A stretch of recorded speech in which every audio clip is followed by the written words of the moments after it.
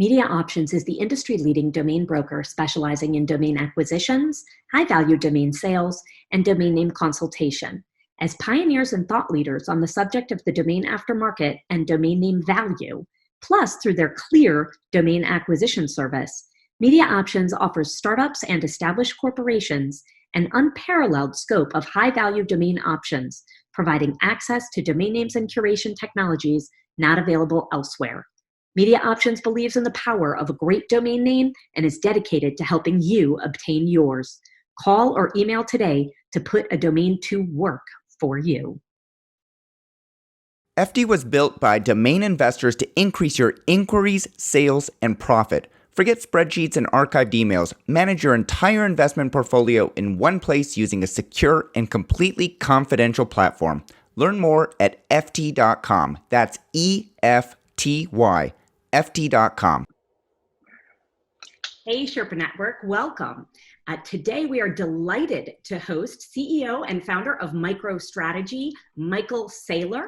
Most of you know him from his $30 million sale of voice.com. He was recently in the news making waves as the first public company CEO to switch corporate dollars from US Treasury funds to Bitcoin. This will be an interesting conversation through his journey from early days of software technology, IT, domains, all the way over to recent news.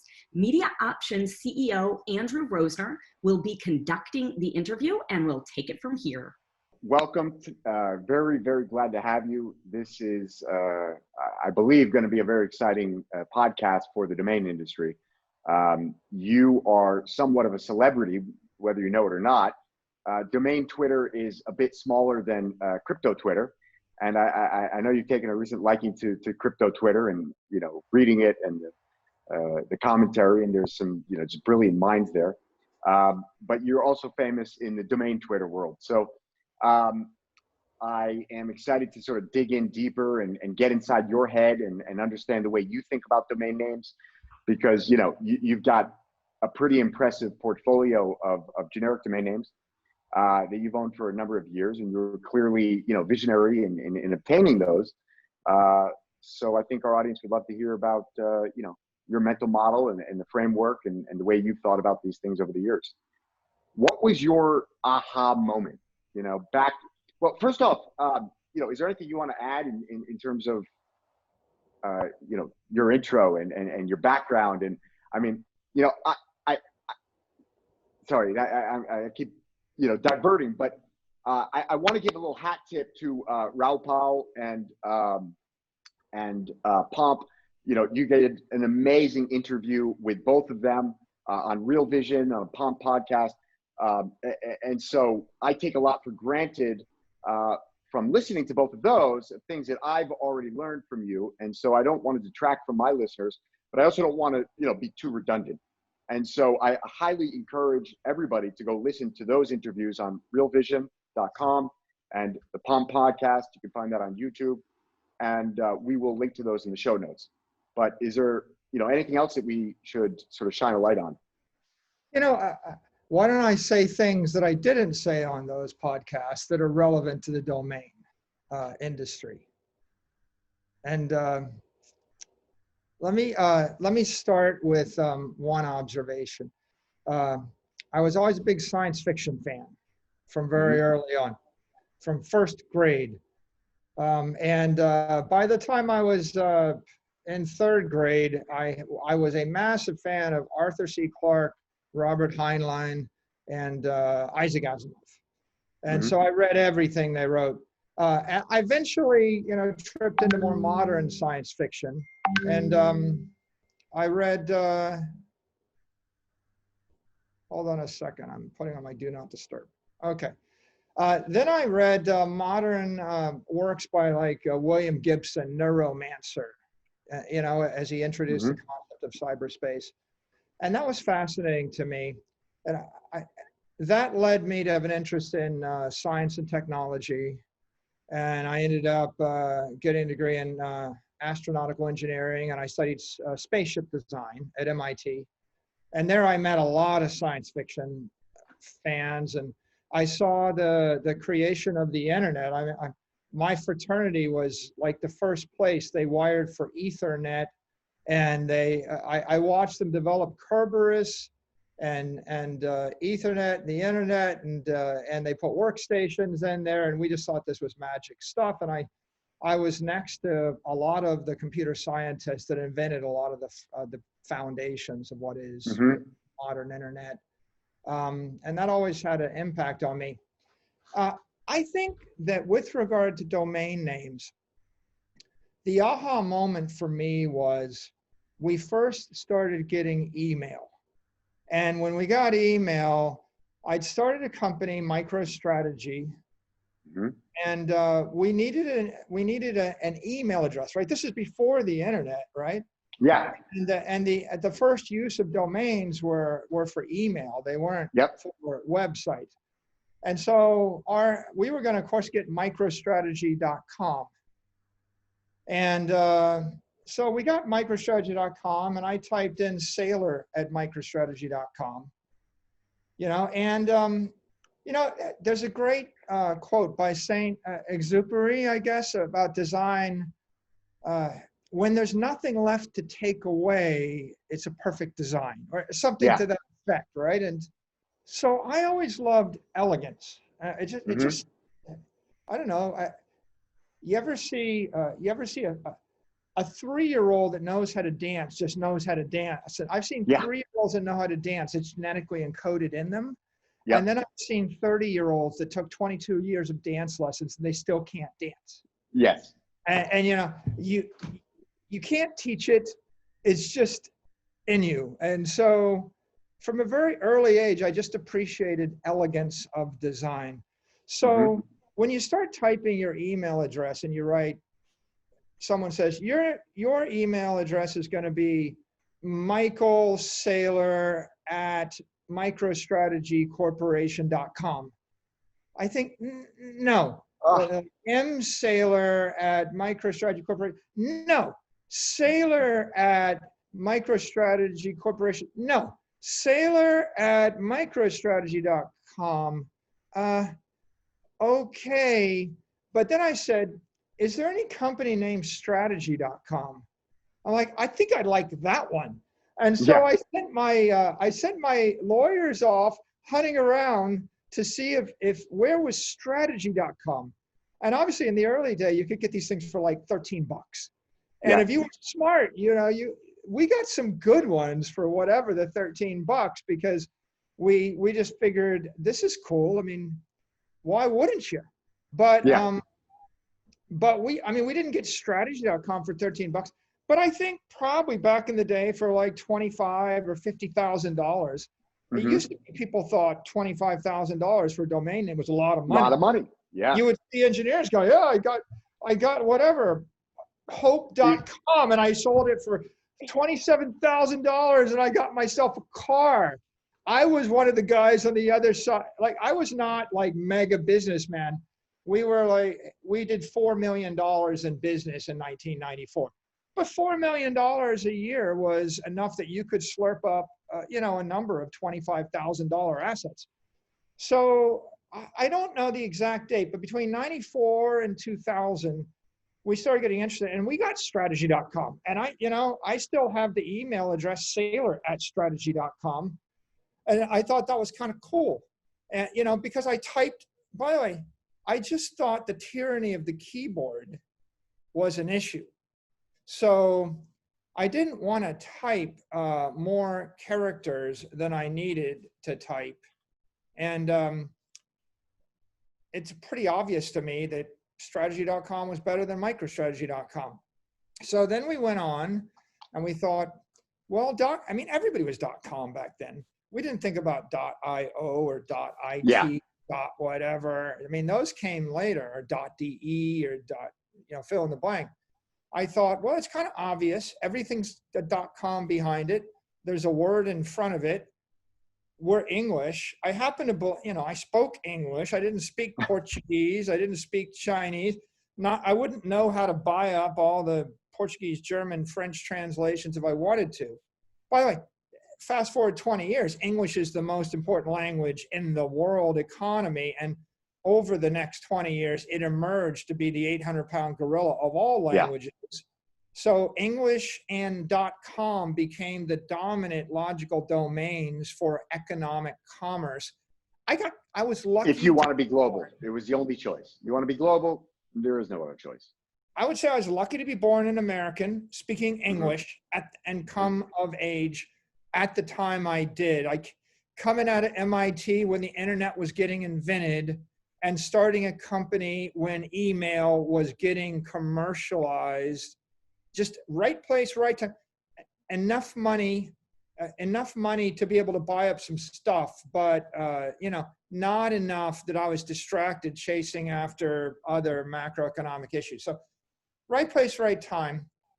And but you intuitively understood that shorter was better. You intuitively understood the function of these things, what they were going to represent, and that if you wanted to conduct commerce online, you needed a place for people to find you, and it needed to be intuitive. It started with give someone a memorable email address. Like what could be more memorable than Michael@strategy.com or Saylor? Michael's even better than Saylor, right? Because Saylor, there's multiple. They can mistype, exactly. Well, there were these hurdles. Can you type it? That's the first hurdle. Oh, that's a big hurdle. A lot of people have domains and they have complicated characters and you couldn't type them. And the second hurdle is, can you spell it? And so a name like Hope, or a name like Mike, or a name like Wisdom, it's likely you're not going to misspell it. And then the third hurdle is, can you remember it? Because I want to meet you in a business meeting or whatever. I want you to be able to contact me. It's the principle that was the precursor to this is vanity license plates and vanity phone numbers. It's like, well, Mike, what's your phone number? I'm like 703-444-4444. Oh, I get that. Yeah. Or better yet, 444-444-4444. Right? People paid money for a lot of money. And it's interesting that you bring that up, because I have a client that is their business, is vanity phone numbers. And those things are still selling for huge money, huge. And, people don't blink an eyelash. It sort of just fits into the premise that I believe, we're still really in the infancy of this whole internet thing. And, we got hired by, you probably remember Hooked on Phonics. Remember Hooked on Phonics? Works for me. Dial 1-800-ABCDEFG.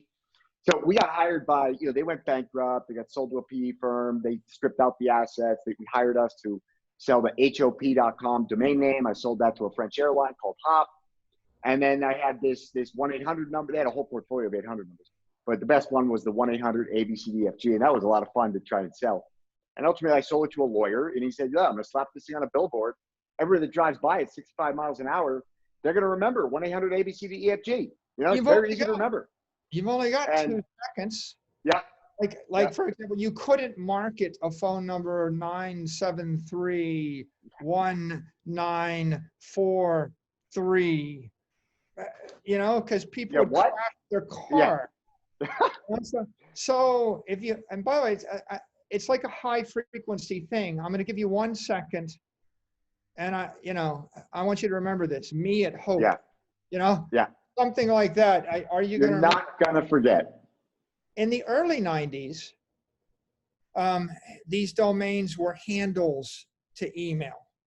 And so that was the first usage. And we didn't contemplate any other, but that was enough because we thought email was going to replace surface mail, and we wanted a handle. And then around 94, people started working on this internet thing. And by 96, it was kind of, I'm sitting in Northern Virginia, and, UUNet was coming out of Northern Virginia, and, and all the domain registries. And so some of the earlier, more innovative people were just social friends of my friends, and they'd come to my office, and they're pitching me on this internet, this web thing. Yeah.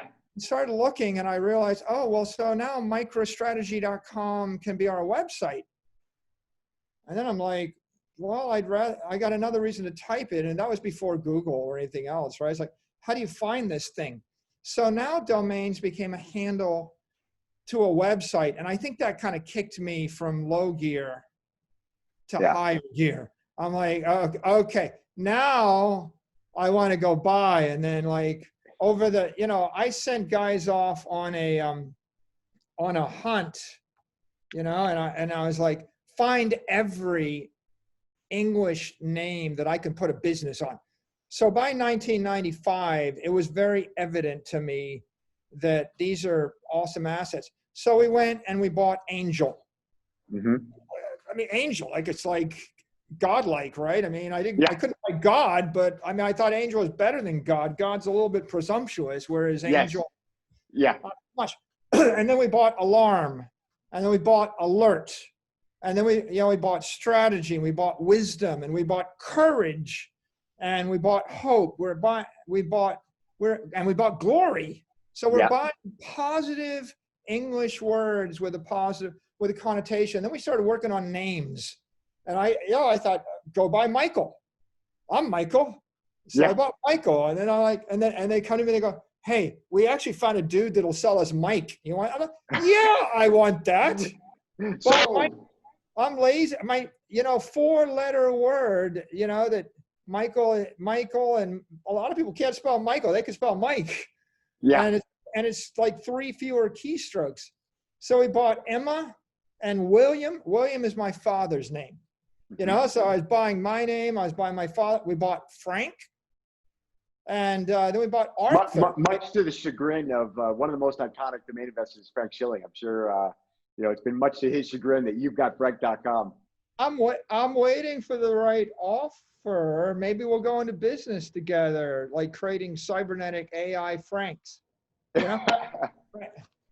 And I think then we picked up Speaker.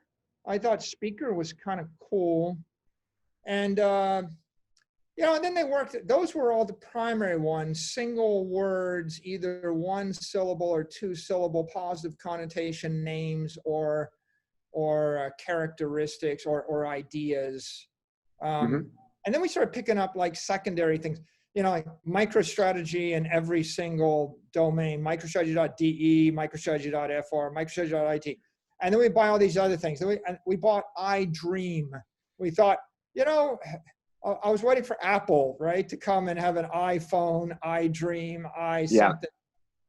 As you put other qualifiers, my wisdom, my space, these become secondary, and you could do some, but I'm just not so enthusiastic about them. They're just a lot harder. I left out Voice. We bought Voice. And I don't know. We might have spent $100,000-$200,000. I don't know exactly, but it was not enough money that by the time I bought it, did it even register with me? Yeah. Like the sum total of all of these domains, if we spent $2 million on all of them together, I don't think it was $3 million. It might have been $2 million divided into 15 or 20 awesome ones. So $100,000 for a piece for the awesome ones, and then picked up thousands of secondary ones, primarily just to keep people from squatting on cyberspace near us and then rerouting traffic. And so, you spent $1-2 million buying up the 20, absolute lights out, top notch names, tier 1, right? You turn around, you sell voice.com, $30 million. What is that? Now, 20 years later? 20 years later. Exactly turn around. And I bought it and I hodled it. I held it in my treasury on the balance sheet. And 20 years later, I finally found someone motivated. But our intent was not to sell these things. That's not why we bought them. No, clearly, right? You built out angel.com, you turned that into a commercial business, you sold that. To develop them as businesses, and that's what we did for the 20 years. So for example, if we roll the clock back, we built a business on strategy.com. We back in the late 90s, and it was personalized intelligence. you go and you subscribe, you give us your interest in stocks or weather. It was like we did personalization before Google and Apple, 20 years before they did. So like I would say, Andrew, where do you live? What stocks do you follow? What subjects are you interested in? I'll generate personal news, personal finance, personal weather, personal traffic, right? We had all those ideas, and we launched a business around it, and we had some interesting success with it. Then we, back in like 98, 99, I had a friend, and she told me the story of someone breaking into her house. And she lived in Arlington, Virginia. And she said, someone broke into my house. She ran into her room. She locked the door, and she was like hostage in her room for 2 hours.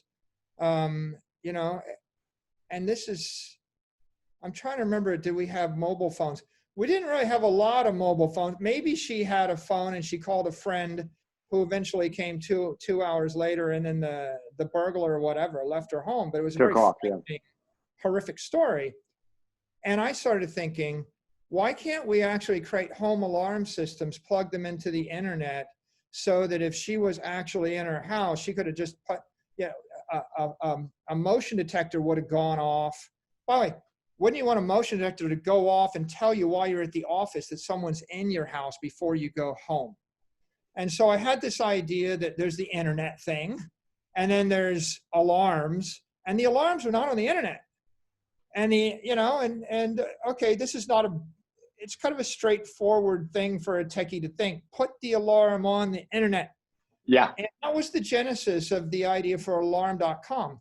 I thought, we're going to create a company that's going to allow people to take all of their heat, fire detectors, motion detectors, glass breakage detectors, alarm systems, plug it in the internet, tie it, use the ideas we had of like alerts to a personal alert.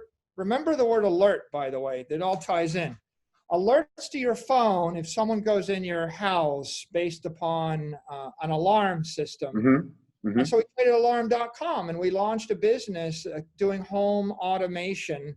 And this is 1999, okay? And, you can read headlines about Amazon doing it last week, and Google doing it last week, and Apple doing it last week.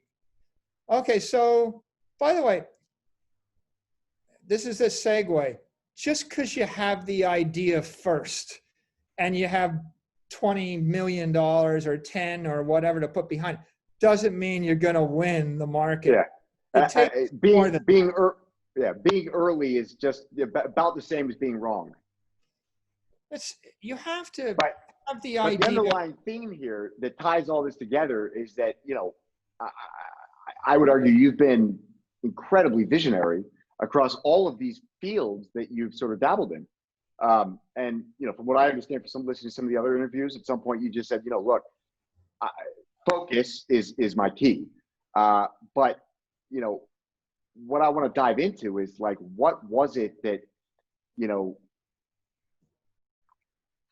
what was the intuition that gave you that vision of course we should be tying home alarm systems to the internet. Of course we should be creating these, personalized, call it AI, call it service, alert systems. What was it? Why did you see that stuff? And then, I want to segue into, some of the more recent stuff. I was always a technologist first, right?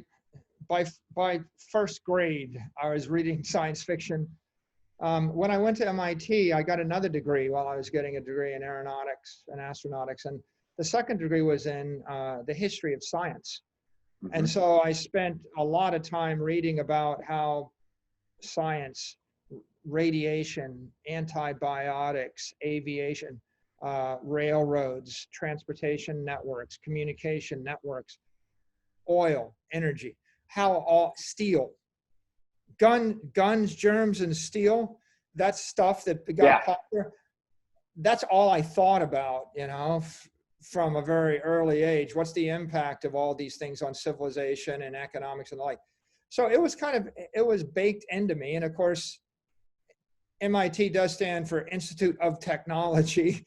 I mean, everybody I went to school, like we all thought nonstop about how the world was going to change based on technology.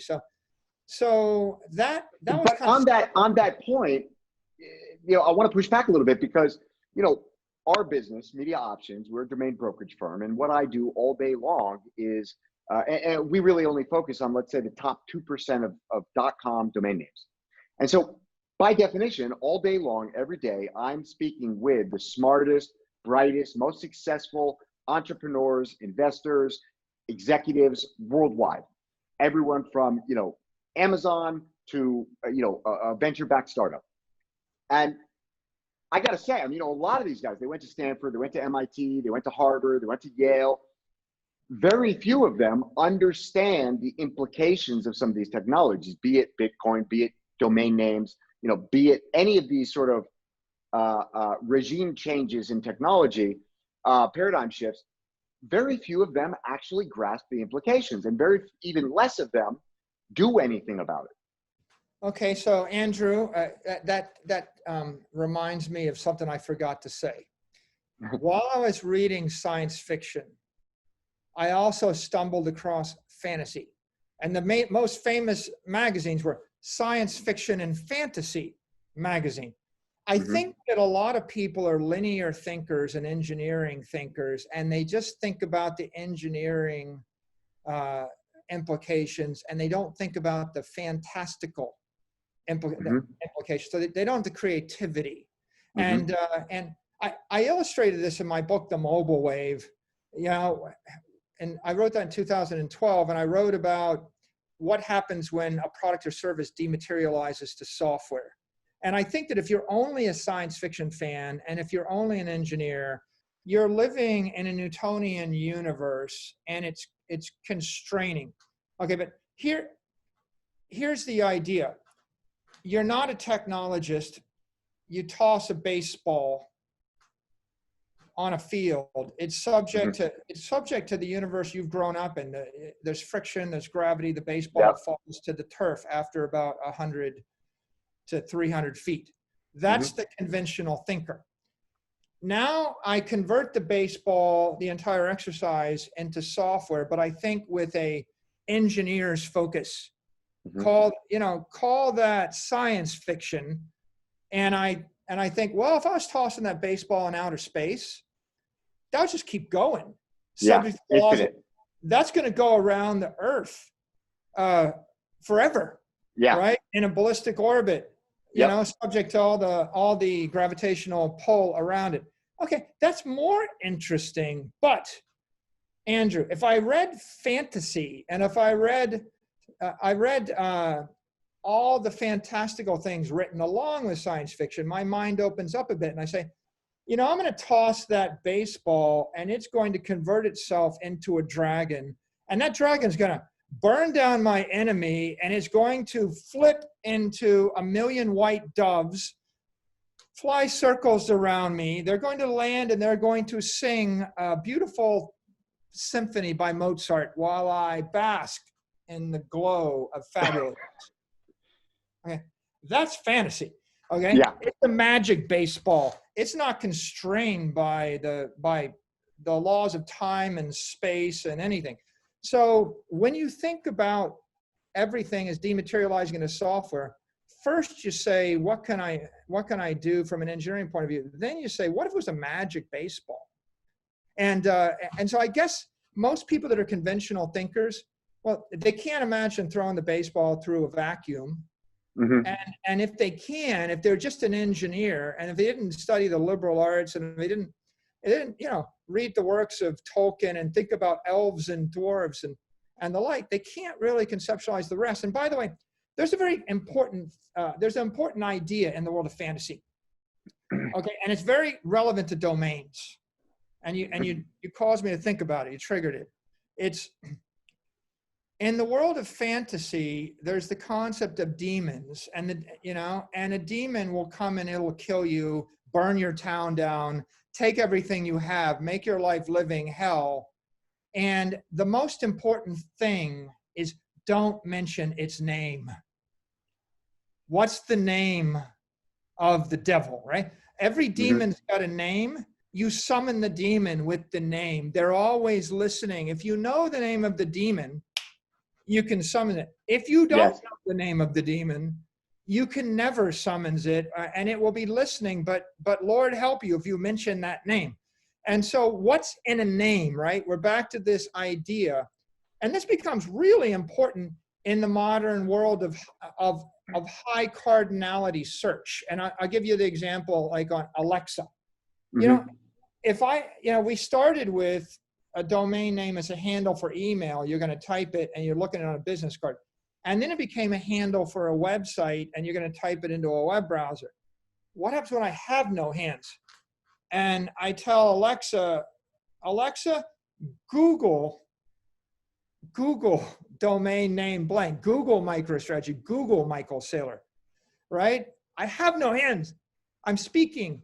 Okay, so speech is a technology. Well, you eliminate the need for Google if you have a name that's recognizable, right? You just cut Google out and say, Siri, take me to apple.com. Siri, take me to strategy.com. Siri, take me to glory.com or hope.com, right? I think the semantically meaningful and very easy to say, very difficult to confuse, these types of domain names become critically important to verbal search. I use the phrase, there's a word for that. Yeah. Right? There's a word for that. Learn your words. And if you're talking to an AI, you could say, how many words in the English language? There's a lot. The English language has more words than any other language in the history of the world, and we keep adding words. So is that true? That is true. That is true. You can Google that. There's no there's no language with more words than the English language. The English language became the language of science because we invented so many words, and you need so many specialized words to describe. And it's a very important reason why the English language is, if I had to guess, 80% of all the economic value on earth flows through the English language, and that's meaningful for domains. We come back to that in a second. I could talk for hours about English and the like, but the more important point is, I'm talking to Alexa and there's 500,000 words. Okay, I have to remember the word. There are companies that have names, and their names are misspellings. They try to get cute. They try to get cute, and they think that they're saving themselves money, but over time they're just costing themselves, an irreparable, it's an irreparable leak in the dam. Let's take Lyft, right? Yeah. Is Lyft L-I-F-T or is Lyft L-Y-F-T? And if you're talking to Alexa and you say, I'm interested in Lyft, or I'm interested, I want a Lyft, it's like you created an ambiguity, and then now you have to spell it. Now imagine you've created a hurdle. You've created this huge hurdle, but this is lost on so many people. They don't understand that you say, hey, Alexa, take me to Lyft.com. That isn't going to take you to L-Y-F-T. It's going to take you to L-I-F-T.com, right? And now, Andrew, let's go back to a basic principle. How many people on the earth today studied English in school? Because it's got to be at least 1 billion, right? Yeah. Okay, and if there's probably 1 billion people that speak English fluently. And then if you're anybody else, right, 7 billion people on earth, if you're anybody else that wants money, you got to learn English. Okay, one of the basic principles is English is the ultimate. It's probably more than 1 billion people. If you think about all of the people in the Philippines and India and China, those 3 countries alone, never mind Africa, where, I don't know what the percentages are, but it's got to be a very high percentage that learn English in order to engage with this global economy. Yeah, and I've traveled everywhere in the world, and I do business just about everywhere in the world where there's money, right? I mean, serious amounts of money. I mean, I don't sell cheap software; it's expensive. But where people can afford to buy it, we do business. And here is what I have observed. if I go to a non-English speaking country, those people that speak English fluent, if you're a cab driver and you speak English fluently, you get paid triple. Like, I'll hire you for triple what the cab driver that speaks the local language pays. If you're any kind of white collar worker and you speak English, you're, in China, the differential between someone that knows how to code software and speaks English and someone that knows how to code software and doesn't speak English is easily a factor of 2. Maybe, so if every kid in America.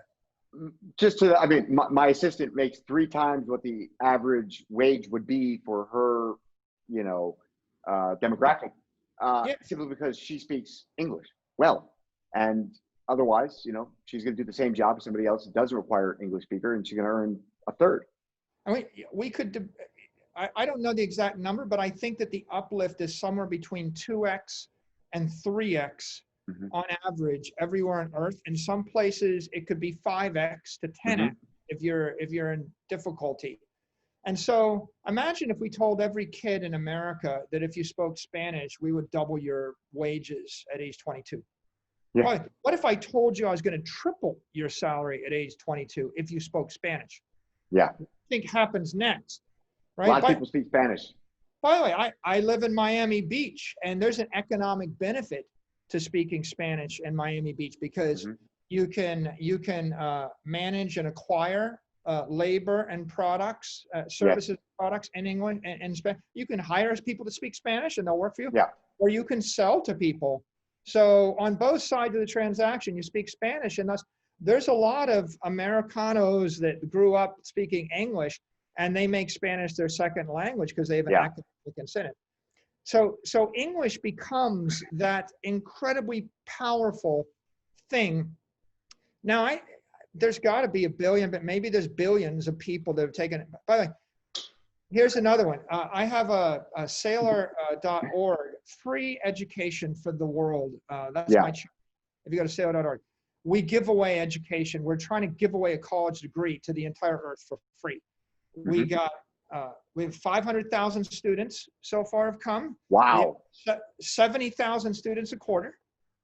And what do you think's the single most popular course we offer, Andrew? English is a second language. English, ESL, English is a second language. You nailed it. The most popular course in the world across everywhere. Everybody wants to learn English as a second language because they want the money. The economic benefit. And I could boil it down to, if you sell anything in English, you're going to get paid more. If you're purchasing anything in English, you're going to buy it for less. English is the most liquid market. Now, just to highlight that very clearly with domain names, I want to give an example, and then I want to come back to one of the first principles that we were discussing. So, Spanish word, right? So Spanish, second largest, or even it might even be most spoken language in the world. But certainly not the greatest economic benefit. But, a Spanish domain name, you can have, we owned vida.com, V-I-D-A, vida.com, life in Spanish. Very powerful good word. If you're a Spaniard. Pretty good, right? Sold that for a lot of money, but at best, a 10th, or it could have been 100th of what the value of life.com is. Even ignoring the IP that's been created by Life Magazine and the media enterprise. But, it just is what it is. The economic benefit of life.com is at a minimum 10x and potentially 100x greater than the economic benefit of the same exact word in Spanish. Both have 4 letters, very easy to spell. They, consonant, vowel, all the same attributes other than one is Spanish and one is English. Yeah, I want to come back to this idea of vaporization of everything, because I believe fundamentally my thesis on the value of domain names is that domain names are the proxy for commercial real estate on the internet. And you said something about how you take everything and basically you take it from its physical form, vaporize it, turn it into software, and you're creating, you're unlocking just tremendous amounts of value in attributes that didn't previously exist. And so I think, we're witnessing this implosion of commercial real estate. And I believe, whether you agree or not, that that value that's being, displaced from commercial real estate is being replaced in the digital real estate and in the digital economy. What do you think? Do you think that same logic that you're using from, physical economy to, software economy, does that apply to domain names? Is it the physical real estate being vaporized into digital real estate? Okay, Andrew, I would use the word dematerialize because I like it when my superheroes dematerialize and they walk through walls. Yes. And like when they vaporize, it makes me a bit nervous. Yeah, negative connotation. But I think that the theme for the last 30 years, but certainly for the past 10 years, is the dematerialization of everything. And so Apple can be explained as the dematerialization of every mobile device, your camera, your phone, yes. Your video recorder, your television, they're all just your books, they're all your magazines are dematerializing onto an Apple device. And Facebook is the dematerialization of your social relationships. Exactly. The conversion of an intangible into a tangible in the form of software. And you see this, Amazon is the dematerialization of the retail storefront. Yes. Right into the Amazon store. Bitcoin is the dematerialization of bricks of gold, and then digital gold, and then just anything that's a store of value. Property as value dematerializing into coin. Domains are the dematerialization of, right now, commercial real estate. Mm-hmm. Like I don't, if you look at commercial real estate or commercial real estate for the most part dematerializing into domains. And if you take an example, obviously, you see 90% of the retail stores going away, and you have to find them on cyberspace, and everybody just thinks I can just go find them at Amazon. In order for Amazon to dematerialize all of those retailers, they had to enter all those categories. So any category that Amazon couldn't enter legally, there's a lot of categories that they can't enter legally or technically or logistically, then those exist as their own businesses, and they have not been eaten by Amazon. But if Amazon could do it, they would do it, and that's definitely their intent. Now, if you look at just what's happened in the past 6 months, we're going through what I call a virtual wave. And that's what comes after the mobile wave. And the virtual wave is the dematerialization of most of our traditional sales, marketing, and services techniques in the world. If it could be dematerialized, it's getting dematerialized. So in our business, 80% of our marketing got dematerialized to either streaming on-demand videos on the website, or it got dematerialized to Zoom. And so Zoom is the equivalent of dematerialized sales. I'm having a meeting with you one-on-one. Yep. But dematerialized marketing is like, you're going to take this, record this, upload it to the web, and thousands and thousands and thousands of people are going to have a meeting with the two of us. They're going to be sitting in the room. So, the idea that you're going to, 3 years ago, you might have invited me to Lisbon so that I could give a speech in front of 500 people in a room, and it would have cost everybody $500,000 to participate in that. And this year, you're going to invite me to a 1.5 hour conversation that cost us both a nickel, and you're going to publish it, and maybe it'll stream to 87,000 people, and we're just keeping the marketing money. However, the value creation of that is just, that's an entire conversation in and of itself, but it's just like, okay, so, you didn't fly. I didn't have to pay for, you to come as a speaker, cover your costs. We, all these people didn't have to buy a ticket, come sit in the room. We weren't limited by space. We weren't limited by time. It was like all of this stuff just got dematerialized and instantly created just an immense amount of value. And now the question is, how do my customers get to me if I can't go face to face to them, if I can't have a symposium, if I can't go to a trade show, can't knock on their door? And by the way, the first answer is, oh yeah, maybe I ought to do some of this YouTube stuff, or maybe I ought to do some Google stuff or some Facebook stuff. But let me tell you, Andrew, I have spent $20 million in a matter of 12 months. I've blown through $20 million buying Facebook and Google ads and got nothing. Yeah. Blown $20 million into the toilet, right? Like the amount of money I spent buying digital advertising, it's horrific and painful. And then I start thinking, well, I can just post stuff on YouTube, but what if they take it down? Yeah. Okay, Right. so is Bank of America, or is any brand, is Amazon going to use YouTube and Google as their distribution channel? And the answer is, you need to own, using someone else as your distribution channel is Terrible like, idea. is like paying for a day-by-day, week-by-week lease on someone else's real estate to set up your pop-up lemonade stand. Yes.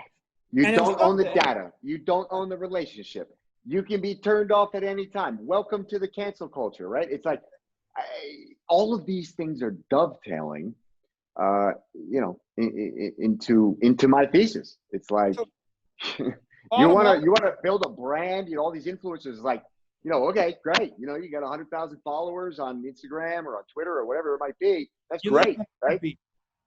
Tomorrow morning you wake up and they just shut you off because they didn't like what you had to say, right? Somebody complained and that's it. You're over. And now what, right?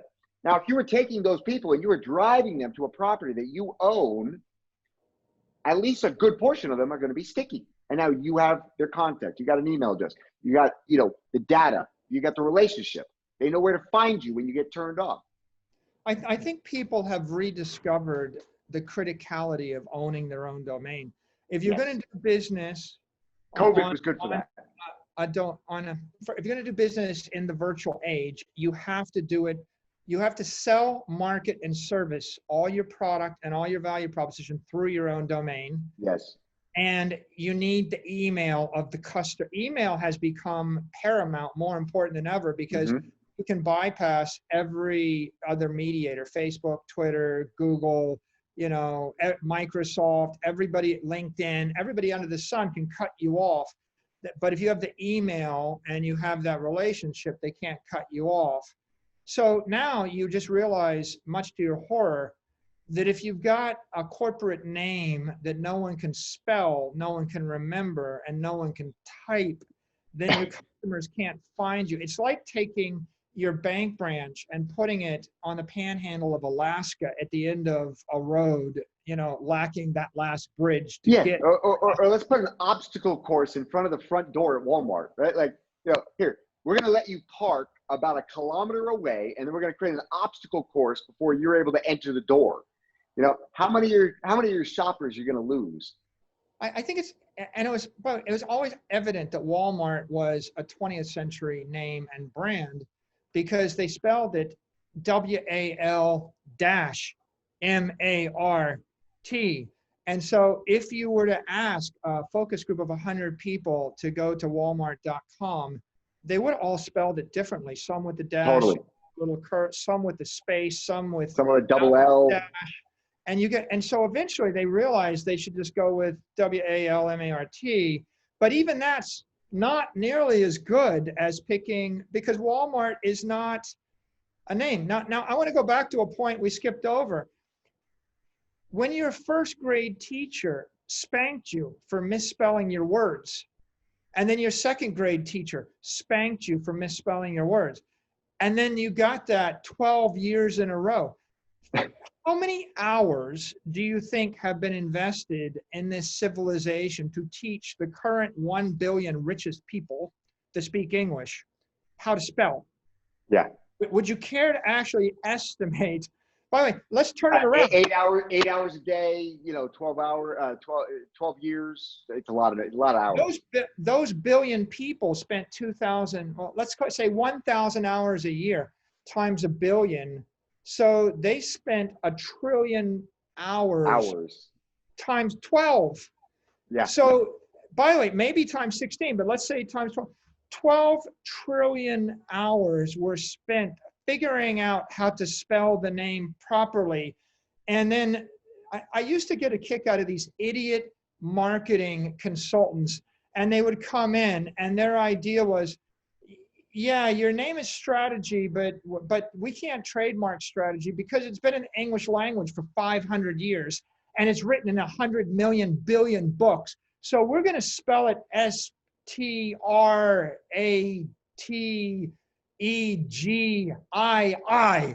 Yeah. I'm like, are you thinking? You Just idiot. Leave. You idiot. Yes, it's in 1 billion books, and 1 trillion hours got spent teaching everyone with money how to spell it this way. And you want me to launch a company, and I will not name the companies, but Andrew, you can go and find all the companies who came up with these unique They're cute names. Cute names, misspelled. But what you're doing is you're fighting against 12 trillion hours Uphill of battle. indoctrination. And you have, what you're saying, it's very offensive. Flip that, right? It's like, if you launch strategy.com, staying with that example, you're a household name on day one. Day one, every single human being on earth that speaks the English language knows your brand. Okay, you're a household name. Now, Andrew, I want to tell you something else funny. This is like, it's just so obvious in my court. If you'd asked me at age 3, does it make sense to misspell the name of the word so I can market on it? I would be like, no, not so obvious. But listen, think about this for a second. I used to get in these fights with these marketing consultants. Like, someone wants to spend $100,000 to tell you how to misspell your brand and trademark it. And by the lawyers would back them up. Like, okay, get the lawyers out of my face. The same guy will say, you are out of your mind to spend $100,000 to buy strategy.com. You must be out of your mind. You can't spend $100,000 with me to misspell it. And then spend $100 million on an ad campaign to market a misspelling of an English word. But Andrew, I just want to tell you, like this is the ultimate irony. That was before, I knew it was a bad idea when you had to type it, right? Because 95% of the people can't type, disambiguation, It's hard to type complicated words, and it's really hard to type words that are misspelled. You have to look at them and type because you're learning them for the first time. Yes. But this is the joke, Andrew. Like, this is the big one, right? This is the crippling one. When Apple and Google got smart enough and Microsoft finally got their software to be magical, the software won't let you misspell words. Yeah. So I start typing your misspelled, effed up brand, and it keeps auto-correcting it back to the right English. Yeah, do it 3 times, you just get there. But sometimes I just can't get there, Andrew. Yeah, I can't give up. Try on your little mobile phone, typing a misspelling into the web browser, and it keeps kicking you out. And so these guys outsmarted themselves by a long shot because, and by the way, think about it. If there's 500,000 words in the English language, you really got to invent a new word. I've seen companies, I'm not going to name them because I don't want to embarrass anybody. I've seen companies that actually took a positive English word that was a virtue, and they misspell it like in some cute way so that they can trademark it. Yeah. If you go on Google and you type in the word properly, you get 175 million hits. It hits, it resonates. If you go on Google and you type their name the way they spell it, well, half time Google tries to autocorrect you and take you to the other place, right? Wrong. Because did you mean? You must have made a mistake trying to go there, right? You must have made a mistake. but if you say no and you deny and you misspell it and you type it, you get 1.7 million hits, which means that the word is 100 times less popular and these are companies with $1 billion of revenue behind them, or billions of dollars of revenue. It's like it's like the brilliance of I have a name that is impossible to pronounce. He who you cannot pronounce. Well, that's real great, but how am I supposed to market you on my radio show? Yeah. You know? So this is a great segue into voice.com. Easy name to spell, just phenomenal, massive implications from telecom to, giving people a social voice, which is ultimately what it's being used for now or will be. So many different avenues to go down to commercialize that name. When you sold voice.com a little over a year ago, when the announcement came out, we were actually all, us being the domain industry here in Lisbon, we were celebrating NamesCon, the annual domain conference. And Frank Schilling, the guy I mentioned earlier, who's probably jealous he doesn't have frank.com, was up on stage with somebody from GoDaddy. And, they started talking about the voice.com sale. And as Frank so correctly said, the only way to sell a domain name for $30 million is to say no to 25 million. And so I want to understand your mental model around value. How do you assign a numerical value to a domain name? I want to, first as a seller, and then I want to talk to you a little bit about, flip it on you and talk about it as a buyer.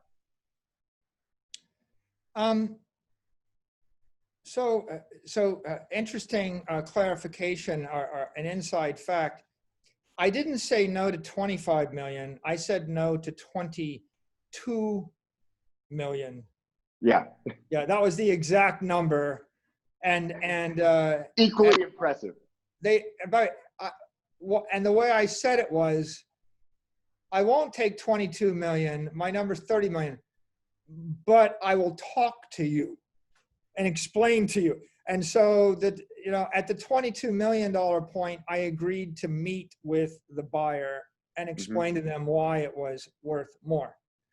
My second observation is again, we don't really buy these things to sell these things. We buy these things to build a business on these things. So it's not our idea to sell them. I'd much rather commercialize them. But when somebody throws 22 million on the table, you have to make a decision of, what is this thing worth to me? What's the opportunity cost? Yeah, when we think about, what kind of business could be built on these things and how valuable they will over time, one of my most simple frameworks is, first you start with the economic density in the English language compared to every other language. And I think the conclusion is, if you stack up all the languages, 70 to 80% of the economic density in the world is in English. It is. And by the way, if you look at there's this Westernet, which is Western Europe, United States, English, US dollars convertible into euros, running on American US technology, the internet, TCP/IP, right? Dominated by big tech.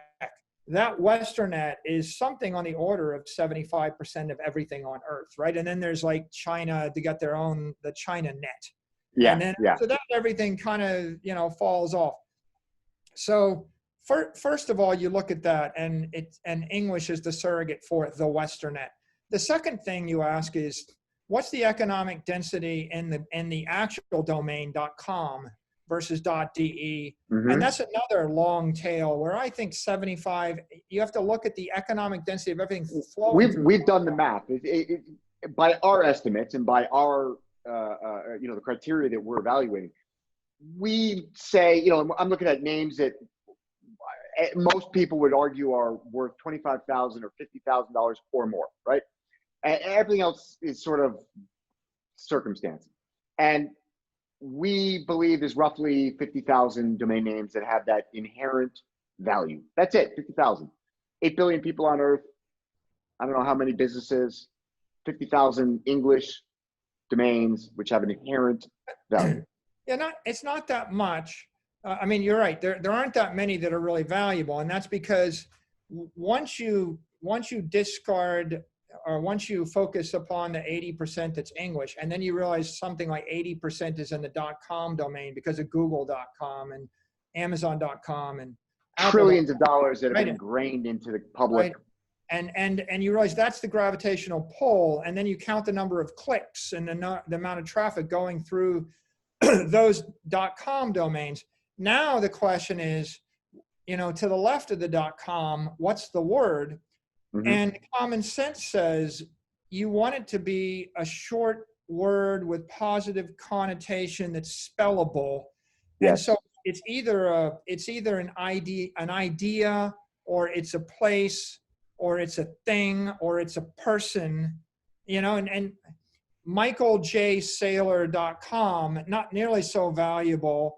Saylor.com, a lot more valuable, but Michael.com, Michael is like either the first or the second most popular name for men. By the way, when God is busy, when he's busy in heaven, Michael takes over. Michael's the archangel in the entire Christian ethos. He's the number 2 guy in heaven. It's a pretty important, it's an important name 2,000 years ago. It's been an important name, and it translates as the most important name in every other language, right? And there's Michelangelo, and there's Michael Jordan. There's a lot of Michael Jackson. There's a lot of Michaels, but ultimately Michael the Archangel is pretty important. And so, and Emma, the ultimate matchmaker in the Jane Austen book, is like every girl grew up thinking Emma, she's my hero, right? So you want a name that everybody remembers, it resonates with everybody, and it's positive. Yes. By the way, I think, as an aside, when we sold Voice for $30 million, I think we beat it was like sex.com that was 11 million or something. Yeah. And I was like, I'd rather sell Voice than sell sex. Totally. Right? I get why it went for so much, but you couldn't have sold sex.com to a legitimate global 2,000 company with $100 billion balance sheet. Yeah. Disney's and at the end of the day, I'd argue that it's overpriced because as ubiquitous as the word sex is, and as ultimately what you're trying to do is create, an emotional response with any of these branding and marketing tactics, right? So, it does that, but very hard to commercialize, right? Porn is free. I mean, very few people paying for it. So tough names, I think, to justify that price. The issue is what brand could you put? Domains are real estate and cyberspace, and they're really like a block on Central Park in Manhattan, right? But the thing that you realize if you travel around the world, you start by thinking every state is equal to every other state, and I got to have a salesperson in every city in America. And then you go to New York and you realize that half of everything in the country is in New York City. Okay, you don't really. If half of your sales force was in New York and the other half was spread around everywhere else, that would be economically rational. And if you look at the value of real estate, it's like, half of all the real estate value is in New York City. So this is like owning, all of New York, on Central Park, if you own, some of these words. And if you go back to your 50,000 words, right, there's probably like 50,000 blocks, or maybe your 50,000 words are like the most valuable one block in London, New York, separate, the most valuable cities. Now, I'm going to give you a more technical way to value these things, the way that I do it. Great. That's what I want to hear. You give me a word, voiceofthepeople.com. And I go and I start to Google, in quotes, voice of the people on Google, and I count the number of hits. And that'll tell you how frequently voice of the people pops up or whatever. Now, if you go Google right now, voice.com on Google on a browser, you will get 2.2 billion hits. Voice, not the .com, but just the word voice. Just Google voice. That's what I meant. Yeah. The word voice will get 2.2 billion hits. Yeah. What you'll see is that first tier words or first tier domains, in my opinion, get 1 billion or more hits on the word. If you Google Michael, you'll get 2 billion hits or something. If you Google William, if you Google Mike, you'll get 1 billion hits. If you Google Hope, you'll get more than 1 billion hits. If you Google words like Usher, you'll get 500 million hits, or you'll get in the hundreds of millions. When you start to go and Google esoteric names, you can Google companies that are $100 billion revenue companies around for 30 years, and you'll get 79 million hits. Yeah. And you'll fall below 100 million. You can Google $1 billion company, and you'll get 17 million hits. You'll get 7 million hits. And so, and what does that mean? Well, when you buy the word, or when you build your business on the domain, say voice, you're leaping ahead of 2.2 billion pages on the Google search engine. And so there's 2.2 billion other references in the Western world, and you're rising above them to the top, to the very tippy top, because not only are you going to get preferred by the Google search engine, voice.com goes to like the first page immediately.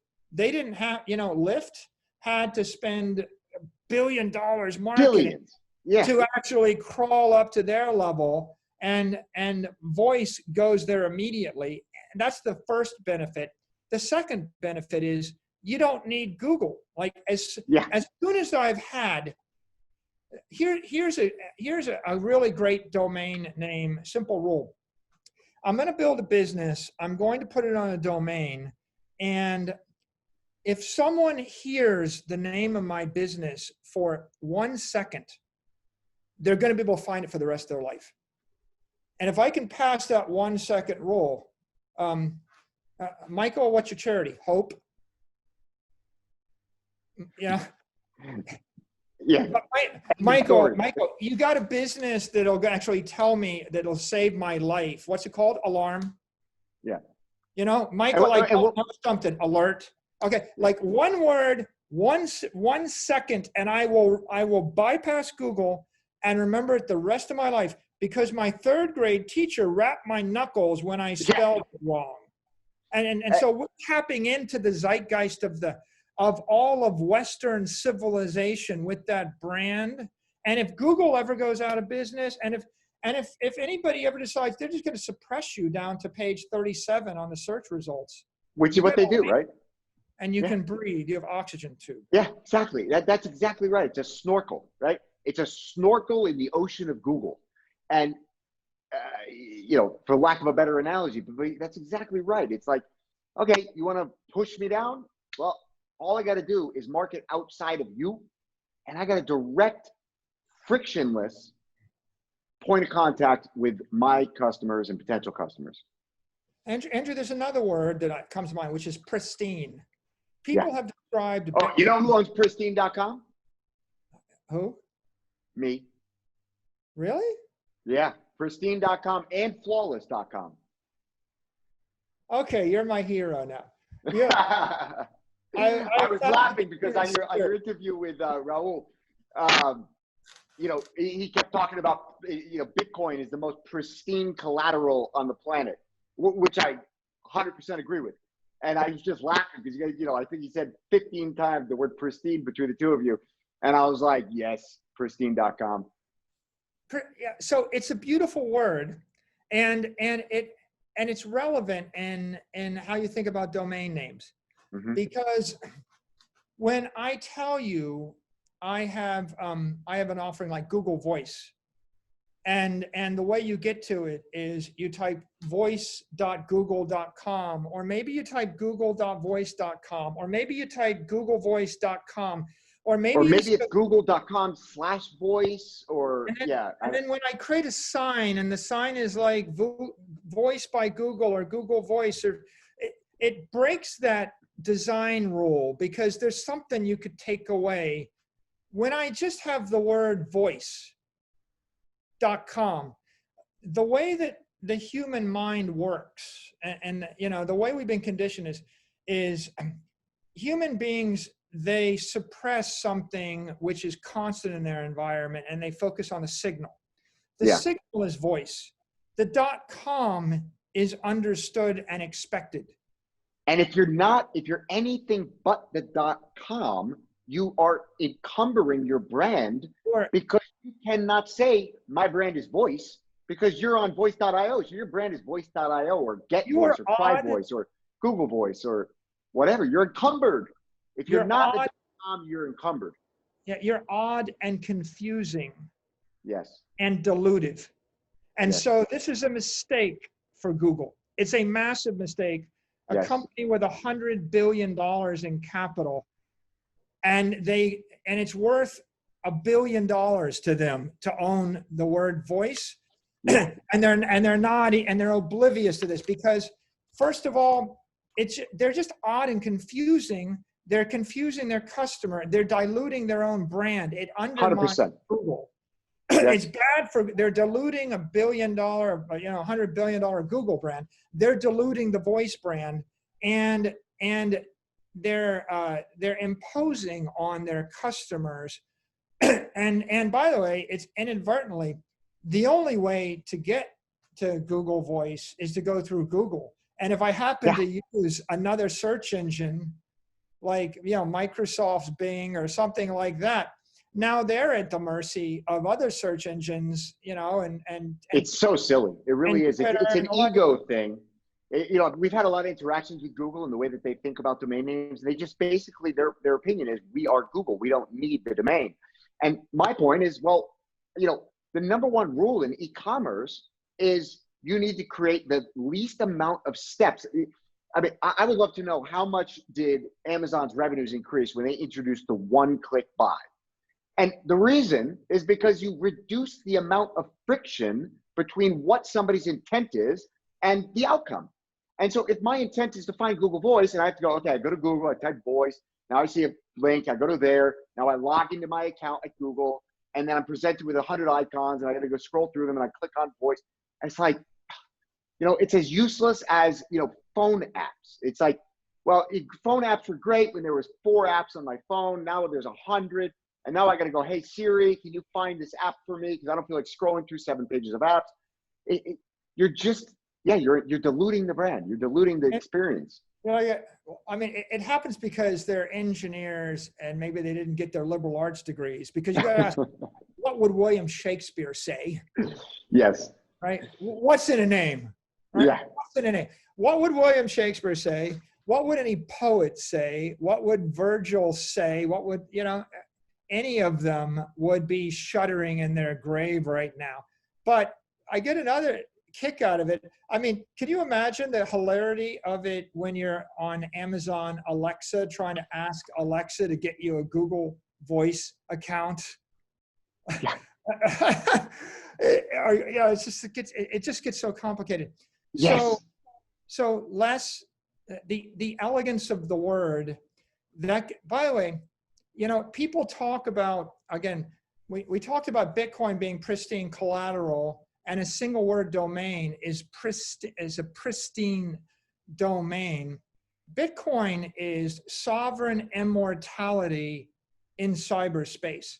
It's the idea is you put something into into a cauldron of encrypted energy and it'll be there 100 years, pristine. Yeah. It's not going away.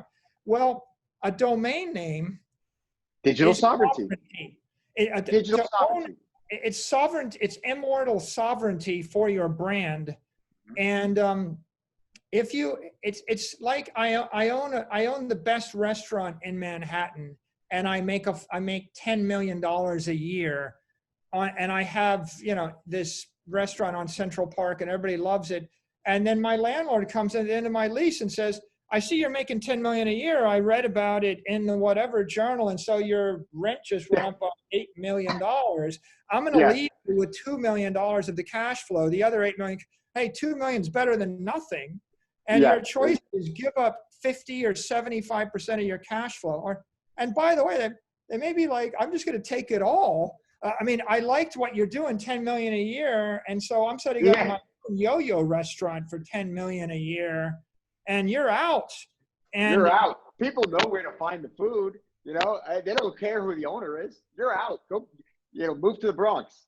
Any good businessman or woman would look at this and It's like, you know it when you're 3 years old. You either know or you don't know. It's like, I'm going to invest all of my life's energy in building this business. I'm going to buy the dirt underneath my building if it matters. Right. If it doesn't matter, if you're selling insurance online, real estate in Whatever. the real world doesn't matter.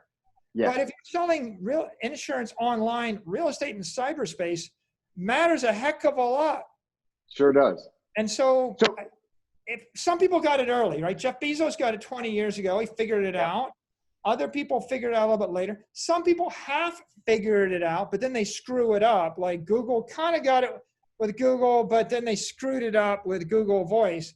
And now everybody in the world, is getting this lesson, post-pandemic.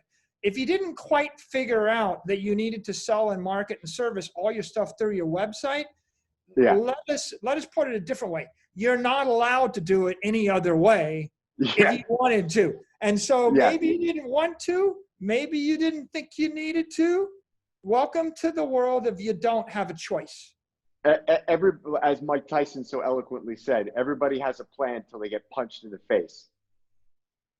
So this is a great segue. You said something, another great analogy that you made in the interview. I don't know if it was Pop or Ralph, but you said that Bitcoin, by the way, right? Big news, first CEO in the history of public markets to take your treasury and convert it into Bitcoin, right? Whether you like Bitcoin or don't like Bitcoin, that's a conversation better served on some of these other interviews you've done.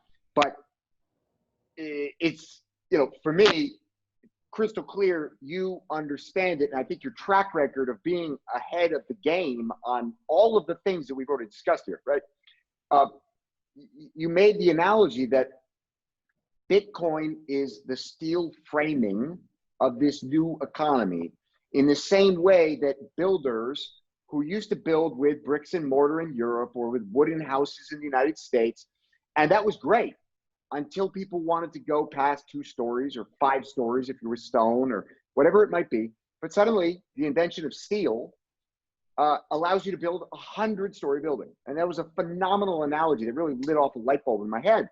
And, of course, the builders who build in brick and mortar, and of course, the builders who build in wood are going to push back and they say, well, this steel thing is untested and we don't think you should do that. It's like straight out of Ayn Rand's Atlas Shrugged.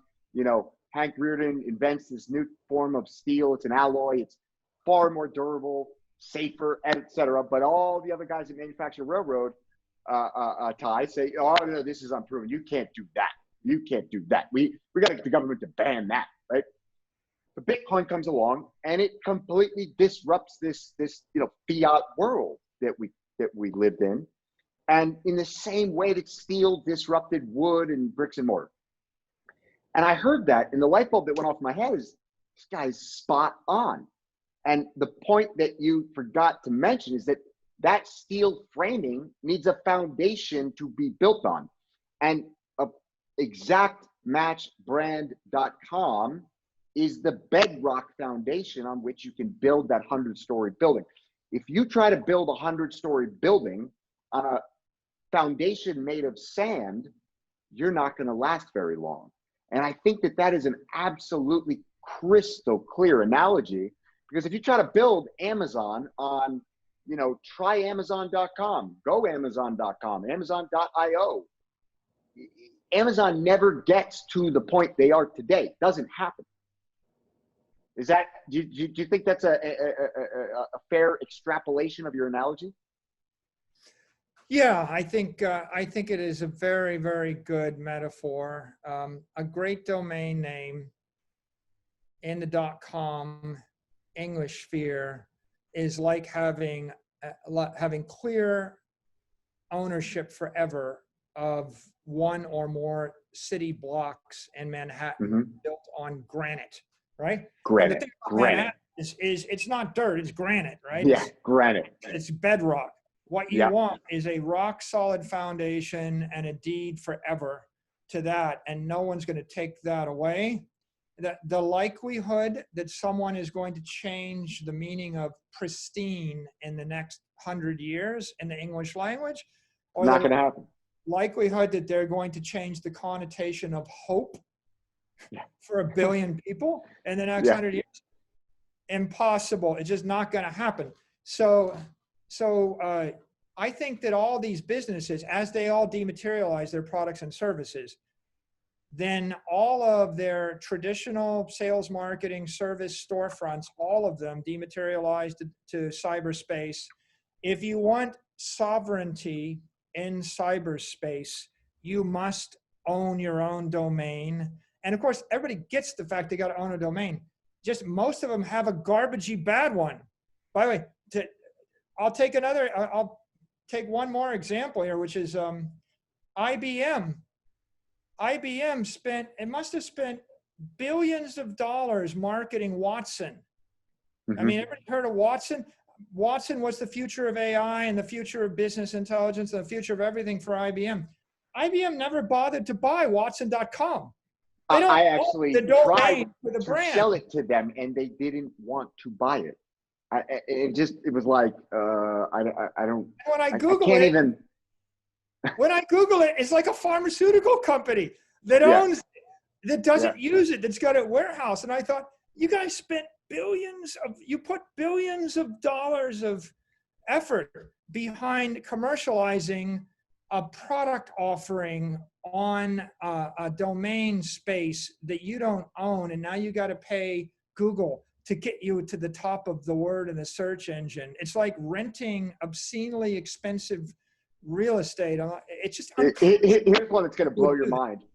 The remnants of the original John Paul Getty company is a real estate investment trust, publicly listed, called Getty Realty, and they own Getty.com.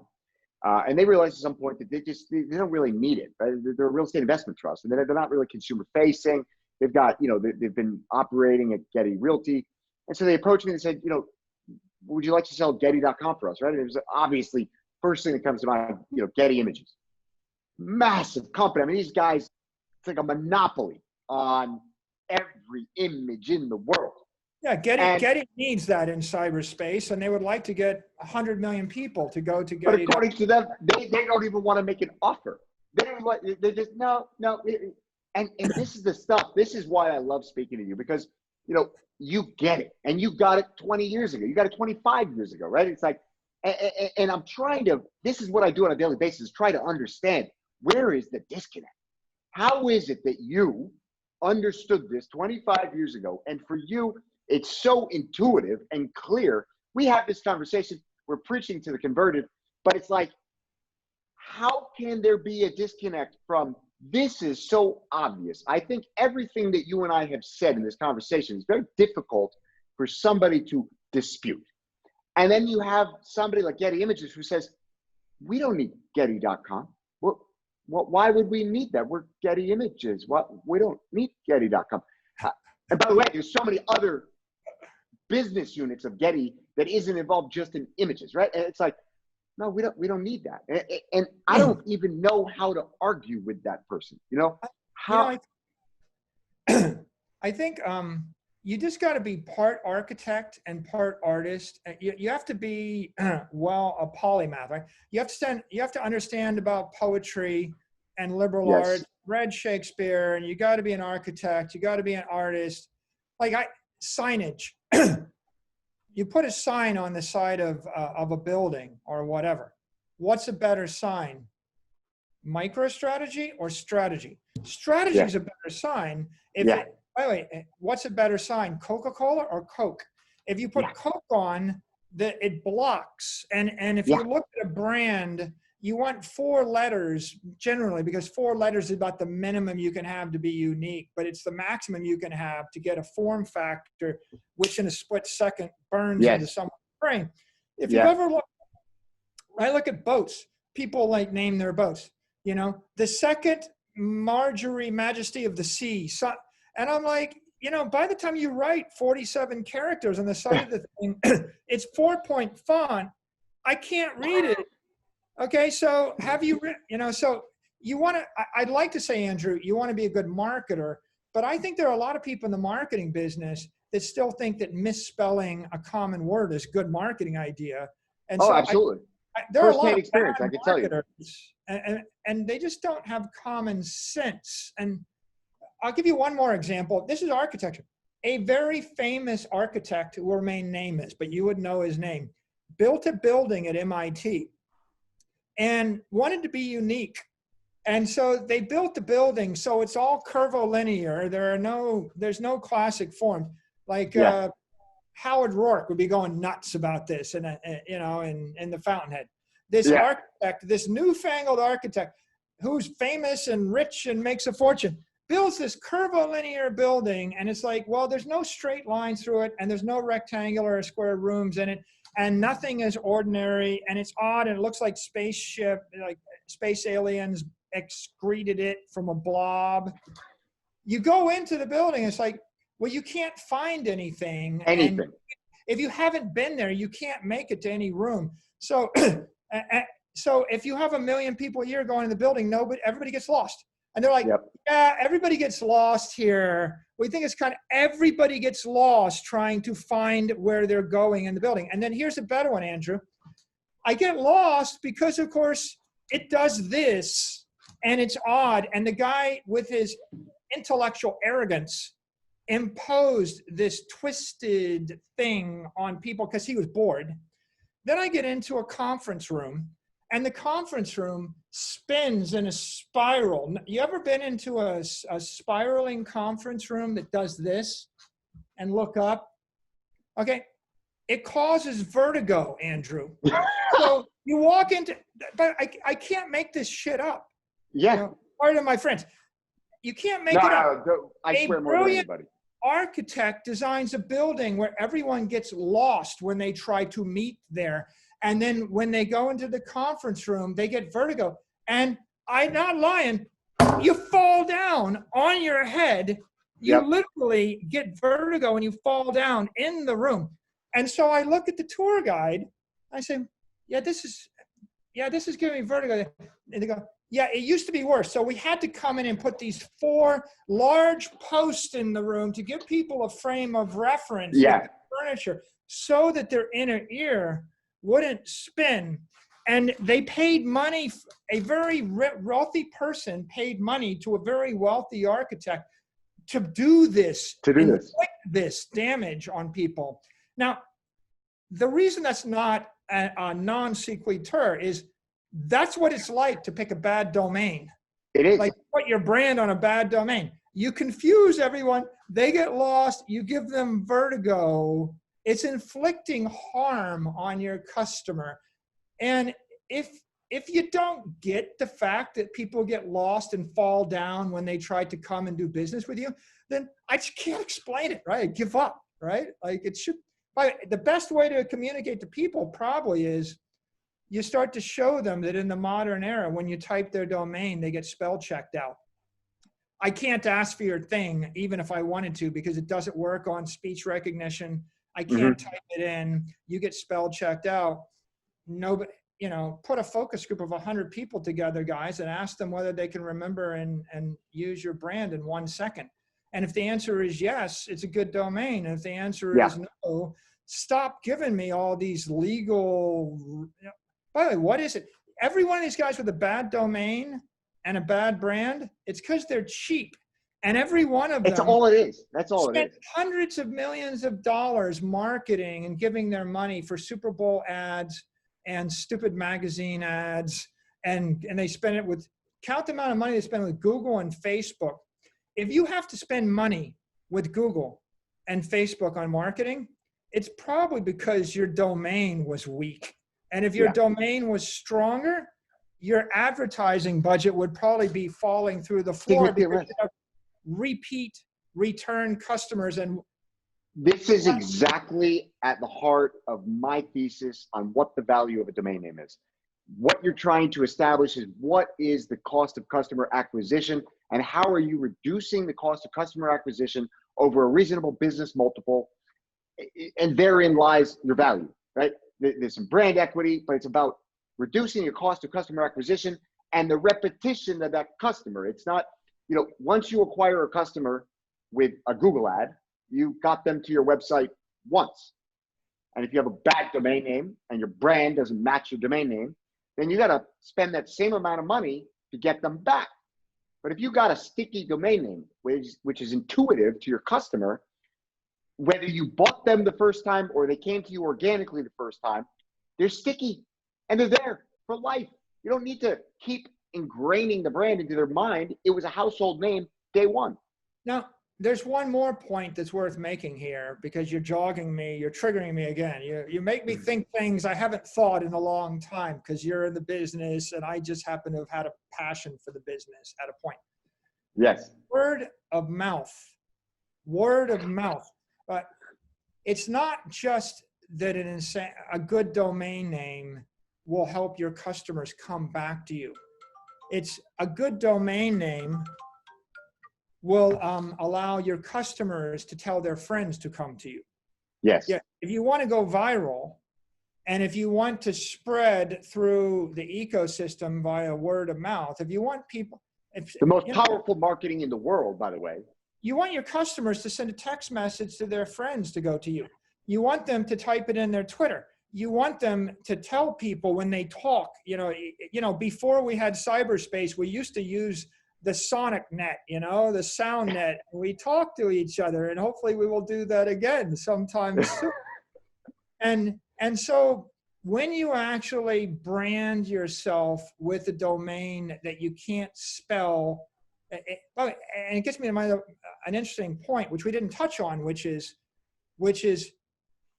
when I say the word, it needs to be unique if you hear it.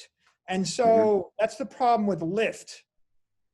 I really love, if I have a word and there's 16 different spellings, variations for it, but they all sound the same, then it doesn't travel via audio in a unique fashion. We call that the radio test. In the domain world, we call it the radio test. If you hear it on the radio, do you know how to spell it? Do you know which version it is? And if it doesn't pass the radio test, it's not a good domain, period. So it all comes down to, if you got a great domain, it's going to hit on a resonating frequency across all of these communication mechanisms. And that resonating frequency might very well be 1 million times more resonant, right? Yeah. Than your other idea. So agreed. We could conclude that in general, our view is that this has been left to the domain of marketers for the past 20 years, and CEOs didn't get as involved. I mean, the idea that a CEO would delegate to a head of marketing, would delegate to a brand marketing picking agency. And by the way, I've hired them in the past, Andrew. I've never had a good idea or a good brand name proposed to me by someone that does brand name picking for a living. Yes. They always picked awful ones that would not resonate, that would not travel, because they wanted to be unique. Unique. For the same reason that your architect built that awful building. Unique, Yeah. And instead, and that's why, and so then we get to the good news. The good news is, in the year 2020, every CEO knows they have to rebuild their brand, their product, and for the virtual era. You have to rewrap your product and sell it virtually, not through a storefront. And that means they're taking over that job from the CMO. And every CMO has figured out that they better be able to sell their stuff off their domain. And then the last piece of good news is there's a lot of good domains with great names that have not been commercialized. And there's an opportunity for these companies that have $1 billion plus brands to come and commercialize on $1 billion plus domains. We didn't touch on it, but I didn't want to sell voice for 30 million. I thought it was worth a lot more. I'd rather. I agree. I think it's worth $1 billion. Just all like of all these these domains words. They're it's all the market and the price. The delta between the market and the price is at least an order of magnitude, possibly 10 orders of magnitude. I think when it's all said and done in 10 years, 15 years, 20 years from now, when the entire world has been dematerialized and is now living in the ether, one of these names is, as you said, a block on the park in Manhattan. And what is that worth, right? What is that? What is that building worth? 121 Park Ave. Andrew, that's not even a strong enough metaphor, because it's more like having a block in the center of every town on earth, and every town that's ever going to get constructed until the human race decides to abandon English. Yeah. And that, 1,000 years from now, if they abandon English and they've given up all hope, Andrew, when they no longer have hope, when that's no longer important, hope won't be important. So I think you can look out 1, 2, 3, 400 years to every place on earth, and you can say, if you have a good word, a pristine word, right? Mm-hmm. Whatever that word is, and people continue to function, then that will be valuable. And it's not an asset that can be impaired by a municipal politician or policy, a state policy, a federal policy, a global policy. A lot of real estate's impaired assets right now for this reason or the other. But cyberspace is cyberspace, and it's a different thing, and it's a magical thing, right? You can create magical, like Getty Images. They ought to be selling, or someone like them, they ought to be selling art digitally into 1 billion households at $10 a month, and it ought to be $100 billion a year business selling digital art rights to display your art on your wall. And that's just going to sit on art.com, right? Or probably art.com is better than Getty.com for that matter. I think art.com is one of the 3 to 5 most valuable domains in the world. Yeah, so we're united. We see eye to eye in this interest. I want to be conscious of your time, but there are so many topics still that I'd love to dive into, but we'll have to bring you back on, unless you want to continue. I'm happy to go as long as you want to go. But there's the whole concept of. We can wrap up any in the next 10 minutes if you like. There's this whole concept of the decentralized DNS, which is sort of ties in with Bitcoin and crypto, and we're decentralizing money, we're decentralizing sovereignty, and it makes sense to me that the DNS, the root zone, should ultimately maybe be decentralized. There's problems with sort of these mechanisms for dispute. Once you got it, if there's no mechanism to dispute and somebody's got a trademark and they've got legitimate rights and interest into that name and they missed the boat, whatever, there should be some mechanism. I'm not sure how you solve that governance problem, but there's a lot of smarter people than me working on it. Are there any other existential threats that you can think of to domains? And even more importantly,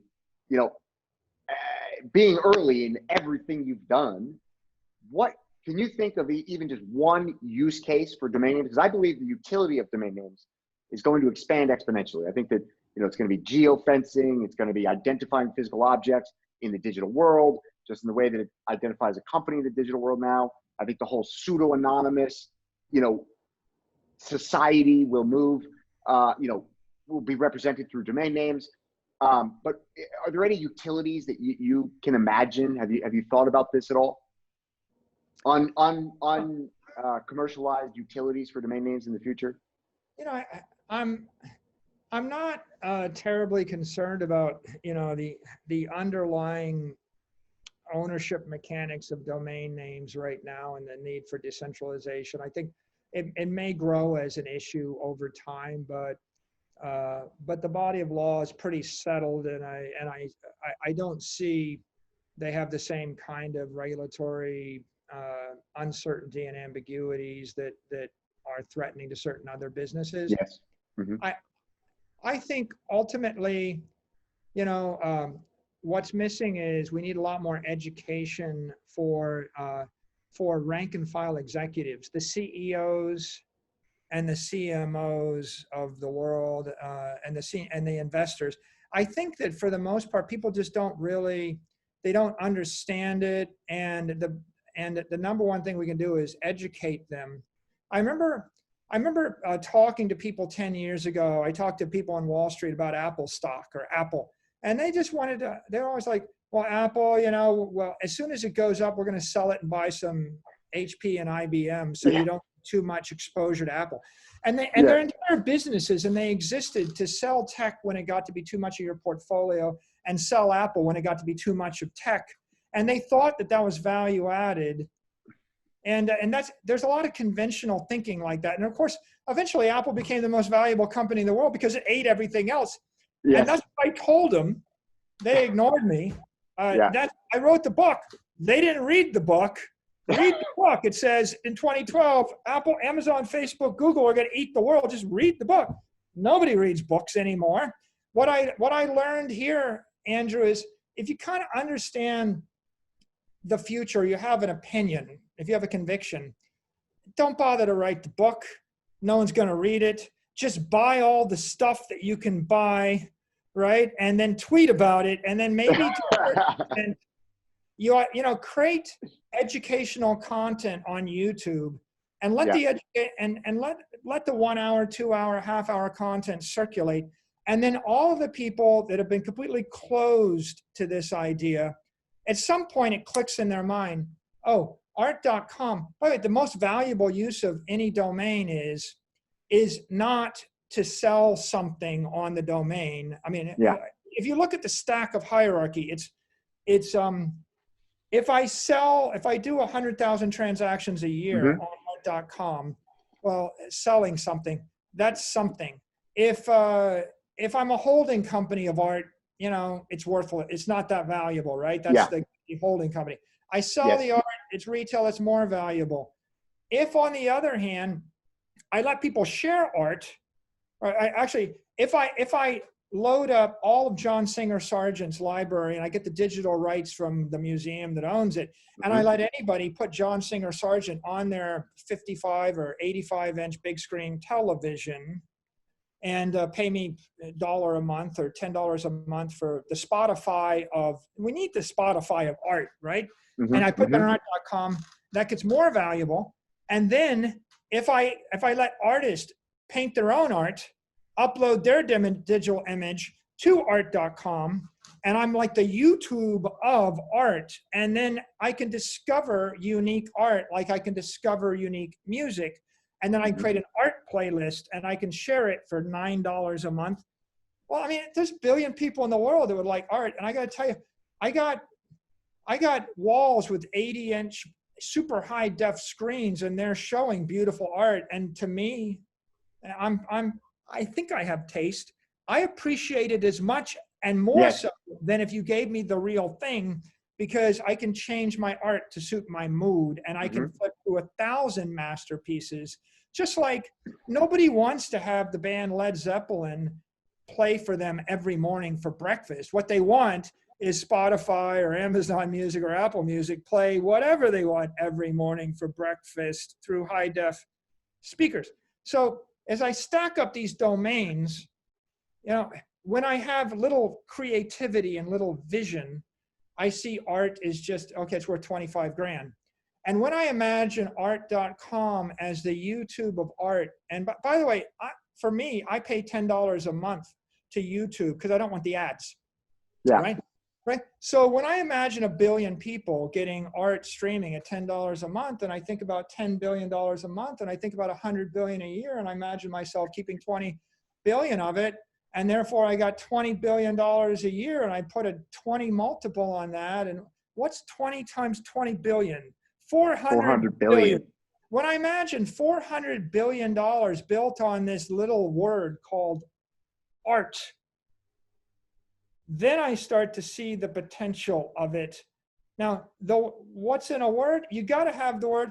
The rest of the execution is quite hard, right? As we know, it's not enough to just do this. But if I was the head of marketing, just as hard or harder on another domain, right? So take the apples to apples right? You're going to do the work, whether it's on art.com or, trymyart.com or subscribe to art.com, whatever it is, work is the same or harder on anything but art.com.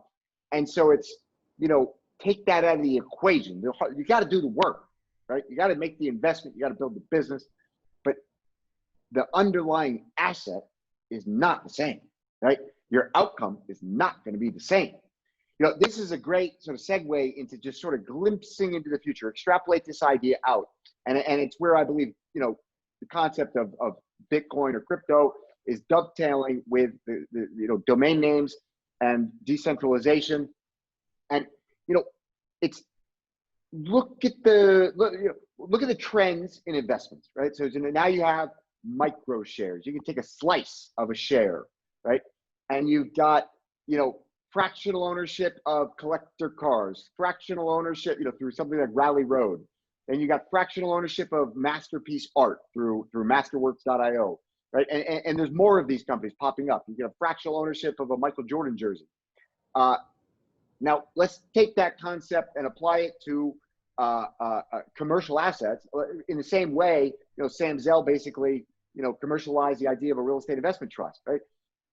To centralize the ownership of the world's most important commercial assets, share the equity among these people, and unlock the value of the asset itself into exponentially greater economic benefit, right? And I think the same can be applied to domain names. I think the same will be applied to domain names in the same way that real estate investment trusts, were created. I think there will be some form of that. These domain names are ultimately going to become so valuable that so very few people will own a whole domain name. In the same way that Bitcoin is going to become so valuable, if our thesis, which I share with you, by the way, for full disclosure, I am a shareholder of MicroStrategy. I don't think I even told you that, but I believe in your vision, and I am a shareholder of MicroStrategy. But in the same way that very few people a decade from now, certainly 2 decades from now, will own a full Bitcoin, it's a reserve asset in which that enables tremendous economic benefit to be built on top. A domain name will become so valuable that it will be fractionally owned and leased, or some other mechanism be utilized by a commercial entity or a decentralized entity, who knows what it'll be in 20 years. But some entity will commercialize it and create economic benefit that some portion will dribble down to the people who have the equity in the underlying asset. I think that all of these things that are the first layer, the underlying asset of the various classes of commercialization, I just can't imagine a world in which they're not going to go up parabolically over the next 20 years as we, go full tilt into this dematerialization of the world. Well, I think it's reasonable to think of them as a new asset class, and like commercial real estate was an asset class, and domains are a cyber asset class, and you'll do whatever with those assets as you would do with the physical complements of them. You've triggered me to think that, a really great domain is the central node in a network. And so 100%. Most valuable domains are going to be the principal central node in a network of art, or a network of video, or a network of search or information, or a network of retail, or whatever it is. And so Except to take it down one more layer, this is actually the base layer network, right? This is the network of everything. It's the key. Yeah, it's the keystone. And so, yes. And the world's going to have more networks, right? I mean, every successful tech company is in essence, it's in essence a technology network that has dematerialized a product, a service, or an idea. And so as we see the dematerialization of more things, these networks will grow in time, and then multiply. The value of the underlying domain will accrete, and then the elegance of the domain name will drive the friction the effectiveness of that brand and that network. And if it's a bad domain, it'll be proportional. Friction, and some domains are so crippling as you won't be able to build a network. Other domains, you can do it on that domain, but it's going to be a lot more risky and a lot more expensive. And some domains are going to work great. And I guess that's probably our best note to end this on. Absolutely. Thanks for having me on your podcast, Andrew. I appreciate it. This was a great conversation, and I hope I can convince you to come back on. I'm going to go back through this interview, and there are so many topics that we could have dove, further into, and segues and rabbit holes. I think we've got close to 2 hours, and it's I feel like we've just skimmed the surface. But I think that was an excellent note to end on. I think that we see eye to eye on all things dematerialization, and it's an exciting future. And I think, my hat is off to you. I think you are, paving the way. I loved your analogy, just as a closing note, you made an analogy about being, everybody thought it was impossible to run a 4-minute mile until the first guy did it. And one of the guys that joins me often on this show, Shane Coltra, will appreciate this. He's a competitive runner. And it's like, you were the first guy to break the 4-minute mile in terms of, the treasury conversion to Bitcoin. And I think the floodgates are now open, and I don't think it'll be long before there's a bunch of other people running behind you. So my hat is off to you.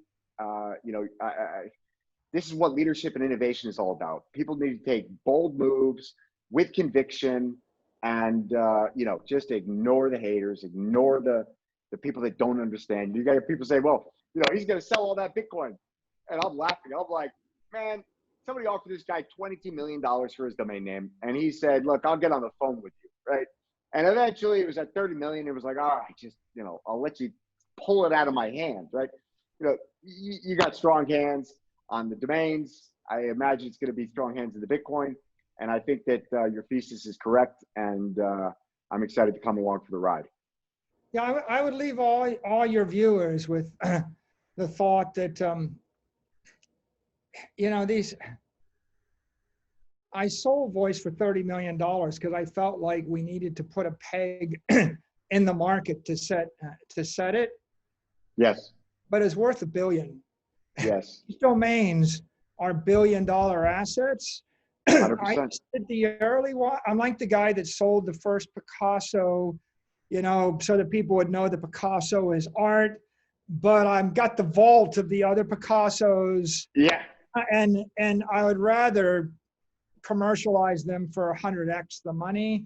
And This is kind of a wake-up call, hopefully, that people will realize that domains are insanely valuable. And if you're still insanely valuable.